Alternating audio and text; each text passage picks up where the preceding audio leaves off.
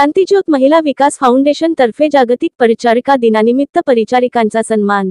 रायगड ओवी न्यूज। पनवेलमधील नेहमीच महिलांसाठी कार्यरत असणारी एकमेव संस्था ती म्हणजे क्रांतिज्योत महिला विकास फाउंडेशन होय। महिलांना न्याय आणि सन्मान मिळवून देणारी ही संस्था असून संस्थापक अध्यक्षा सौ.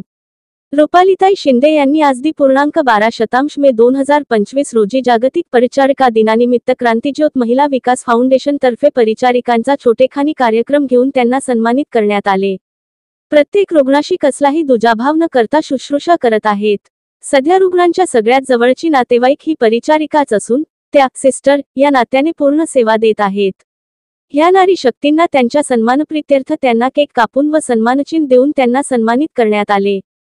सदर कार्यक्रम निकम परमार हॉस्पिटल या ठिकाणी डॉक्टर माळी यांच्या सहकार्याने परिचारिका सौ अश्विनी पाटील, सौ दुर्गा पाटील, कुमारी स्नेहा, सौ सीमा, ममता मावशी आदी परिचारिकांना फाउंडेशनच्या अध्यक्षा माननीय सौ रुपालीताई शिंदे यांच्या हस्ते जागतिक परिचारिका दिनाचे सन्मानचिन्ह देऊन त्यांचा या खास दिनी सन्मान करण्यात आला।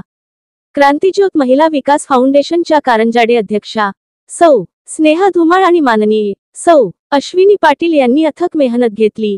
यावेळी सर्व परिचारिका व इतर स्टाफ भारावून गेले होते। त्यांनी सौ.